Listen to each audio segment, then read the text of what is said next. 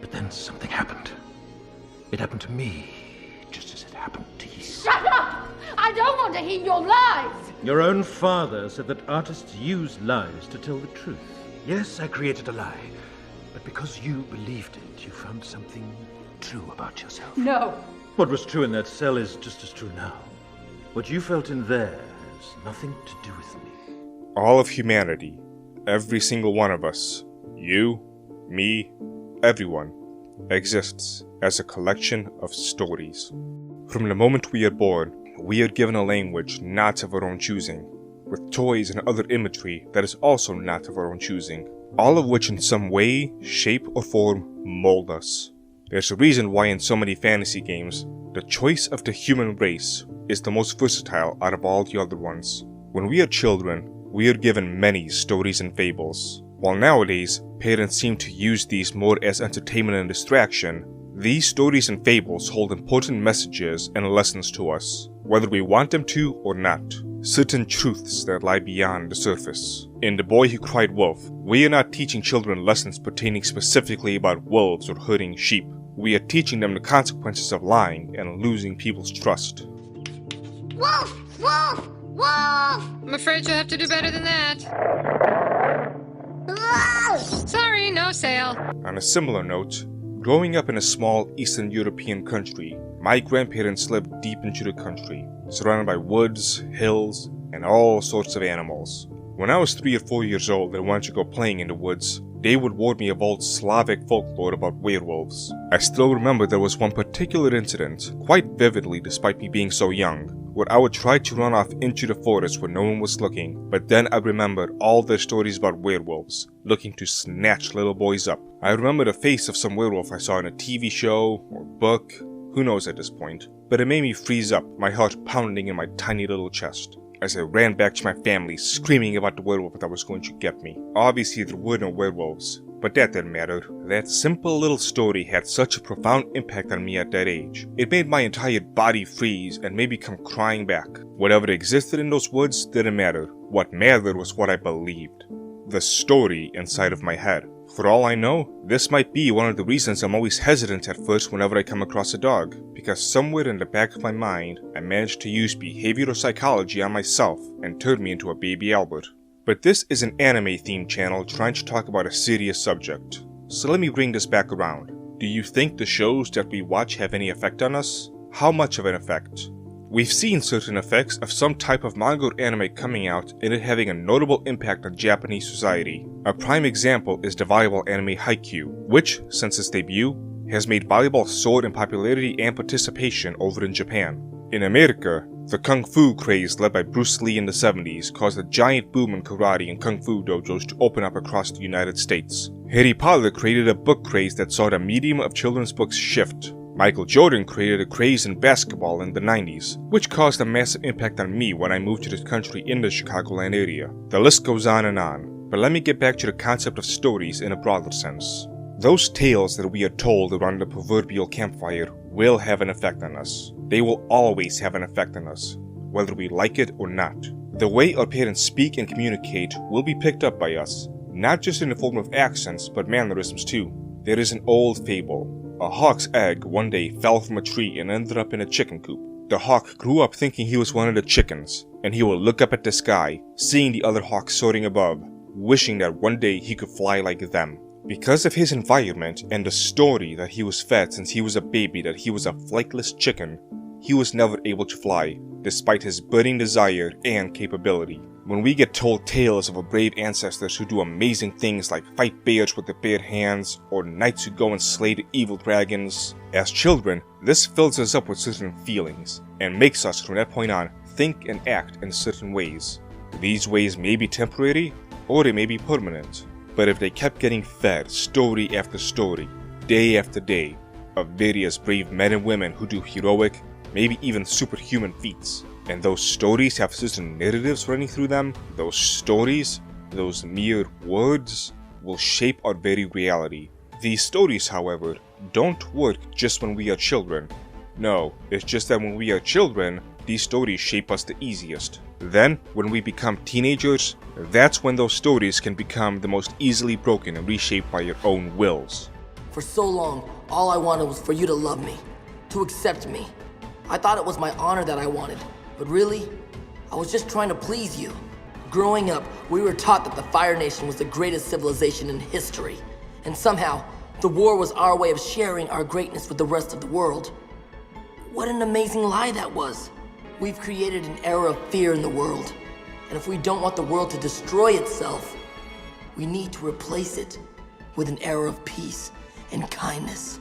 And then, when we become adults, that's when those stories can begin to have the most effects that we are not even aware of, because clearly our ways of life wouldn't be shifted by some mere tales, right? Learn from this man, class. We should all be such independent thinkers. Be an independent thinker. There is a word in everyone's lexicon that I have grown to dislike. That word is just, and its variations. It's just a movie. It's just a word. It's only this. It's simply that. Everyone always thinks they're too smart to be affected, and it's always the other guys who would fall prey to this. There was a study done in 1974, the Loftus and Palmer study. It was done in 2 parts. I'll give the rough breakdown here. In part 1, people were shown videos of 2 cars getting into an accident. The participants were then asked about how fast were the cars going when they blank each other. The blank was a different word depending on the participant. Either smashed, collided, bumped, hit, or contacted. The word that was used changed what the average speed the participant assumed the cars were going, with contacted having the average assumption being a little over 30 miles an hour, and smashed being a little over 40. They all saw the same clip. In the second part of the study, 3 groups were shown the same clip, 50 seconds of a car driving down the countryside, then getting into an accident. Group 1 was asked how fast were the cars going when they hit each other. The second was asked how fast the cars were going when they smashed each other. The third group was not asked any question at all. The answers the groups gave of how fast didn't matter. What did matter is when the 3 groups were asked a week later, did you see any broken glass? Yes or no? There was no broken glass in the film. Yet, despite that, for some reason, 16 of the 50 people in the smash group say they saw broken glass. Only 7 of the 50 in the hit group say they saw it, and 6 from the control group. Why would more than double the amount of people in the smash category say they saw broken glass when there was none? Because of the single alternate word that was used, altered those people's perceptions. It is our culture, our tradition, our way of life, our history, our beliefs. They take many forms, but they all have an identical purpose: to shape us into being the type of person that is required to live in society. And in today's day and age, the stories we are given are no longer from family who have a direct connection with where we live and who we interact with. Instead, they are given by an infinitesimally small group of people who manage to get their reach into almost every corner of the globe. We no longer have shamans, bards, druids, or any other sages who held the ancient stories for their people. At least, we don't have any that are open about calling themselves that. Now, this part of the video is where things tend to get tricky. There's a lot of things I cannot do here because they will either backfire or have my words be grossly misused. When you tell people to do something or not do something, they will instinctively want to do the opposite. So I cannot in this section tell you to not touch the hot stove, to use a cliched example, because too many people will want to touch the stove to spite me. And some will touch the stove when it's not even on, saying there's no problem, completely missing the point. Instead, I need to be able to communicate that hot things really hurt, and the stove is really hot. In short, I need to manipulate you without lying to you. So if I was talking to my child about this, I won't even mention the stove. I'll tell him we're going to make some fun, delicious s'mores. I get a nice roaring bonfire going. If you've ever been to a good bonfire, you know that sometimes it gets so hot that the heat starts to hurt you if you're making s'mores. I'll let my kid experience that small pain. Then next time we're around the stove, he'll feel the same heat radiating from the flames. And he'll be able to figure out not to touch it all on his own, without me having to say anything. So what I need to do is use the same principles here, and I need to balance out the message to make sure that I don't create a group of people who are anti-stoves and want to ban them from every household. Here are some observations I have made about the stories that have been given to us the last several decades, both from the East and the West. I've noticed just how many stories, when they involve both angels and demons, a powerful Western archetype of good and evil, end up flipping the script on them. Angels frequently end up being the evil, destructive bad guys. I thought angels were supposed to be guardians. Fluffy wings, halos, you know, Michael Landon. Not dicks. The holy order of the church is actually evil themselves. Their righteousness always seems to go too far, as they want to slay for the pettiest of reasons. They hold humanity in contempt, and maybe one or two of them spend time with humanity to realize just how great they are. Demons, on the other hand, they didn't do anything wrong. They tend to mind their own business, and it's the humans who make the deals and sell their souls. He shunned me. He vilified me. He made me a torturer. Can you even begin to fathom what it was like? Eons spent providing a place for dead mortals to punish themselves. I mean, why do they blame me for all their little failings, as if I'd spent my days sitting on their shoulder, forcing them to commit acts they'd otherwise find repulsive? Oh, the devil made me do it! I have never made any one of them do anything. Never! Another observation for what I'll say are the overwhelming majority of stories I keep seeing.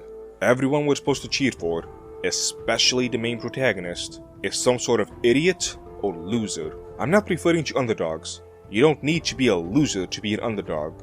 Goku is frequently the underdog, but he still trains harder than anybody. Asta from Black Clover is a pure underdog who lives in a world filled with magic, and he cannot use any of it. But these examples have become the minority. Instead, it's some lazy, untalented, unmotivated loser, but he has a heart of gold. In fact, it tends to be the antagonists who are the ones who are intelligent or skilled. If the protagonist is to surpass them, it's almost never of their own power or hard work. The high school sports ball player must always be the asshole, because physical fitness must mean stupidity and cruelty. Then, when the main protagonist has something happen to them that lets them bypass any sense of working to better themselves, now they can deal with the bully because... reasons.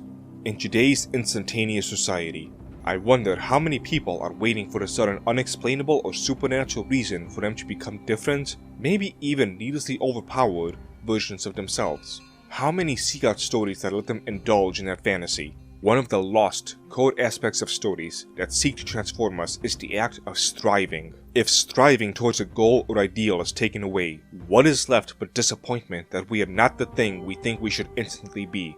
With the small snippets I've mentioned so far, what kind of connections will our brain make with these stories? The connections of those who seek righteousness and justice being merciless and judgmental, and those previously thought to be evil are really just misunderstood. Of the losers having a heart of gold underneath, and the ones who are at the top of their field being cruel, soulless, malevolent monsters.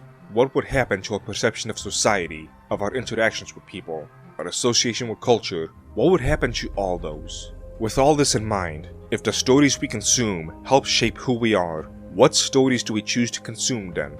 This obviously doesn't mean it applies to everything. I'm still going to watch hilarious train wrecks like Konosuba, but illusions are a lot less powerful if you know the spell that's being cast. I'm not going to list any stories here. That would defeat the purpose.